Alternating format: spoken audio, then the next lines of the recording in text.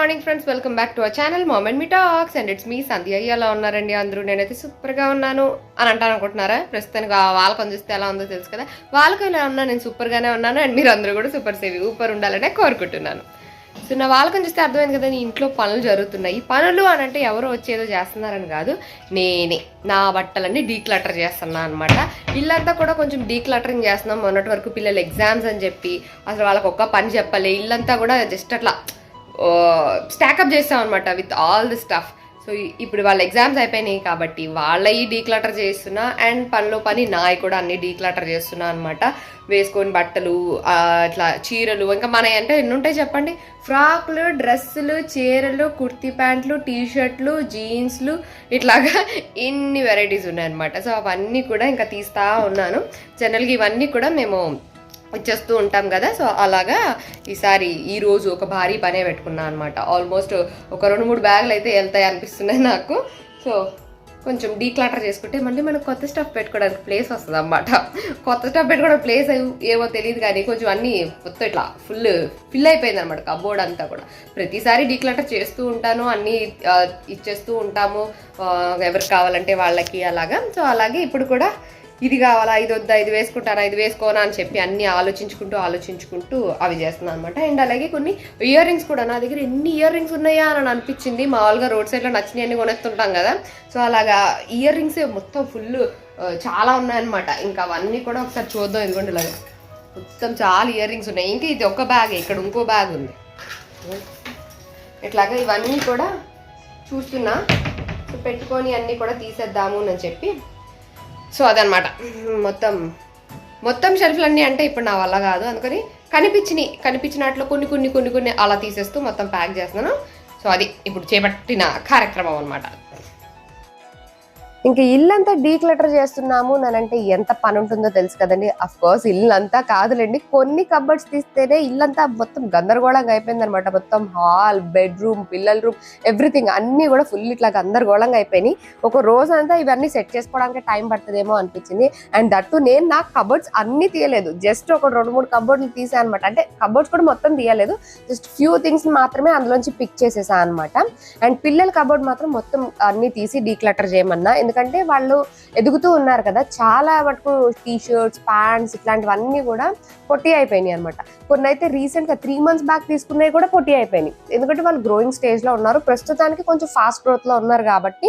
So వాళ్ళకి ఎక్కువ పొట్టి అయిపోతూ ఉంటాయి కదా. ఎగ్జామ్స్ అయిపోయినాయి కాబట్టి ఇప్పుడు ఇంకా అన్ని కూర్చొని తీస్తూ ఉన్నారనమాట. అన్ని చూసుకుంటూ ఏ ప్యాంట్స్ వేసుకోవట్లే, టీషర్ట్, షర్ట్స్, జీన్స్లు ఇట్లాంటివన్నీ కూడా తీసేస్తూ ఉన్నారనమాట. అండ్ వింటర్ వేర్కి సంబంధించినవి కూడా అవి నెక్స్ట్ వింటర్ వరకు ఆబ్వియస్లీ పొట్టిగా అయిపోతాయి కాబట్టి వింటర్ వేర్ మొత్తం కూడా పిల్లలకి తీసేసాము. సో దట్ అవి వేరే వాళ్ళకి యూజ్ అవుతాయి కదా అన్ని కూడా, అందుకని అనమాట.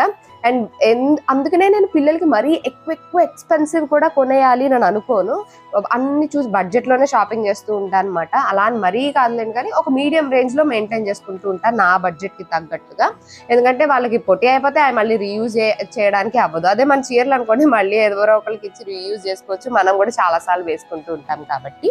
అండ్ అలాగే నా దాంట్లో కూడా కొన్ని కబోర్డ్ అన్ని తీయలేదు కానీ కొన్ని అయితే పిక్ చేసి నేను ఏవైతే వేసుకోవట్లేదో అట్లాంటివన్నీ తీసేసా. ఎస్పెషల్లీ ఫ్రాక్స్ లాంటివన్నీ. ఫ్రాక్స్ ఏంటంటే నేను ఏ ఫంక్షన్కి, పార్టీకి వేసుకోను. ఫ్రాక్స్ ఇంట్లో వేసుకుంటా, మామూలుగా బయటకు వెళ్ళడానికి ఎన్ని ఫ్రాక్స్ వేసుకుంటా. కానీ ఏ పార్టీవేర్ ఫంక్షన్స్, పార్టీవేర్ ఫ్రాక్స్ లాంటివి ఉంటాయి చూడండి, అట్లాంటివి నాకు వేస్ట్గా అలాగే ఉంటున్నాయి. నేను ఏ పార్టీకి ఫ్రాక్ వేసుకోను, ఏ ఫంక్షన్కి ఫ్రాక్ వేసుకోను, ఎప్పుడు చీరలే కట్టుకుంటూ ఉంటాను నేను. సో అందుకని చాలా మటుకు ఫ్రాక్స్, హాఫ్ శారీస్ కూడా తీసేసానండి. హాఫ్ శారీస్ కూడా నేను కట్టుకోవడం అనేది చాలా తగ్గిపోయింది. నేను హాఫ్ శారీ ఓన్లీ బతుకమ్మకి ఇట్లా కొన్ని వాటికి మాత్రం ఎప్పుడు హాఫ్ శారీ కట్టుకోవాలని అనుకుంటూ ఉంటాను. బట్ అలా ఒక్కొక్కటి తీసుకున్నా సరే అవి చాలా మటుకు స్టాకప్ అయిపోయినాయి అనమాట. సో అవి కూడా చాలా మటుకు తీసేసా. మా వాచ్మెన్ పిల్లలకి, మా మెయిడ్ వాళ్ళ పిల్లలకి, వాళ్ళందరికీ కూడా ఇచ్చేస్తూ ఉంటాను అనమాట. నా మంచి ఇష్టంగా కూడా వేసుకుంటూ ఉంటారు. అంటే వాళ్ళు నేను సేమ్ సైజ్లో ఉంటాము అనమాట కొంచెం. సో అలాగా అవన్నీ కూడా తీసేస్తూ ఉన్నాను. కొన్ని చాలా మటుకు సిల్క్ శారీస్ ఇట్లాంటివి కూడా తీసేసా. అవన్నీ కూడా వేరే వాళ్ళు ఇష్టంగా కట్టుకుంటే మనకు కూడా హ్యాపీ అనిపిస్తుంది కదా. సో అట్లా కొన్ని టీషర్ట్స్, అంటే ఒక్కటి అని కాదు, చీరలు, డ్రెస్లు, హాఫ్ శారీస్, ఫ్రాక్స్, కొంచెం జ్యువెలరీ, ఇట్లా అన్నీ కూడా డీక్లటర్ చేయాలి నేను అనుకున్నాను అనమాట. ప్రస్తుతానికైతే బట్టలన్నీ అయితే కొన్ని తీసాను. ఒక 2-3 బ్యాగ్స్ నిండా అయితే అయినాయి. ఆ వాటిల్లో కూడా మళ్ళీ తెలిసిన వాళ్ళకి ఇచ్చేయన్ని, అంటే వాచ్మెన్ పిల్లలకి, మెయిడ్ పిల్లలకి వాళ్ళకి ఇచ్చేయన్ని, బయట ఇచ్చేయన్ని, అట్లాగా కొంచెం సెగ్రిగేట్ చేసుకున్నాను అనమాట డిఫరెంట్ బ్యాగ్స్ లో. పిల్లలు అన్నీ కూడా తీసేశారు. సో అన్ని కలిపి ఇక్కడ మూట కట్టేస్తున్నాం అనమాట.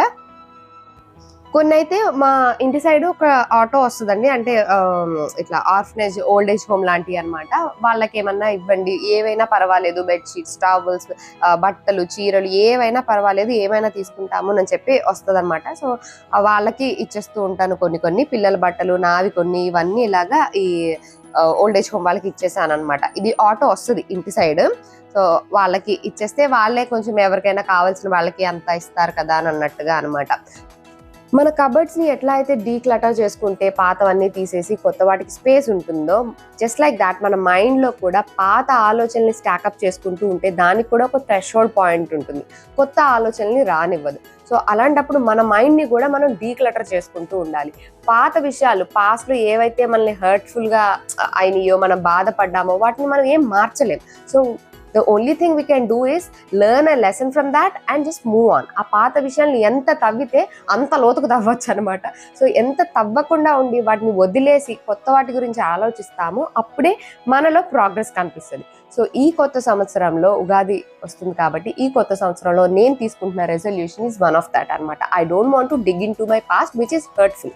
నేను ఏదైతే బాధపడతానో, ఏదైతే కొంచెం లో అయిపోతానో అట్లాంటి ఆలోచనలు నాకు రానివ్వకుండా చూసుకోవాలి అని అనుకుంటున్నాను. రానివ్వకూడదు అంటే ఏదో స్విచ్ చేస్తుందే మాయమైపోయేలాగా అట్లా ఉండవు కదండి ఆలోచనలు. What we can do is we can deviate our self. So కొత్త ఆ పాత ఆలోచనలు ఏవైతే మనకు బాధ పెట్టే ఆలోచనలు వస్తున్నాయి అని అనగానే we have to deviate our self. మనకు నచ్చింది చేయడమో, మనల్ని బిజీగా ఉంచుకోవడమో లాంటివి చేస్తే ఆ పాతవంతా హర్ట్ఫుల్గా ఉండవు. సో అవి తవ్వినంతసేపు మనం తవ్వుకుంటూనే ఉంటాం, కొత్త పనులు చేయమన్నమాట.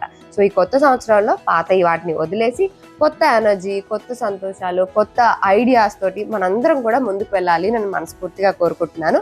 అందరికీ కూడా ఉగాది శుభాకాంక్షలు అండి. ఈ కొత్త సంవత్సరంలో మనందరం కొత్త అడుగులు వేసి లైఫ్లో కొత్త హ్యాపీనెస్ని, కొత్త హైట్స్ని చూడాలని కోరుకుంటున్నాను. సో మనం January 1st ఎలా అయితే రెజల్యూషన్స్ తీసుకుంటామో, మన నూతన సంవత్సరమైన ఉగాదికి కూడా రెజల్యూషన్స్ తీసుకుంటూ ఉంటాం కదండి. సో అలాగా ఈ ఇయర్ నేను తీసుకున్న న్యూ ఇయర్ రెజల్యూషన్ అనమాట ఇది. అండ్ అలాగే మా లైఫ్లో ఒక మేజర్ చేంజ్ ఓవర్ కూడా జరగబోతుంది. అంటే పిల్లలు స్కూల్ అయిపోయి, స్కూల్ డేస్ అన్నీ అయిపోయి వాళ్ళ కాలేజ్ లైఫ్లోకి ఎంటర్ అవ్వబోతున్నారు. సో వాళ్ళ లైఫ్లో ఒక మేజర్ చేంజ్ ఓవర్.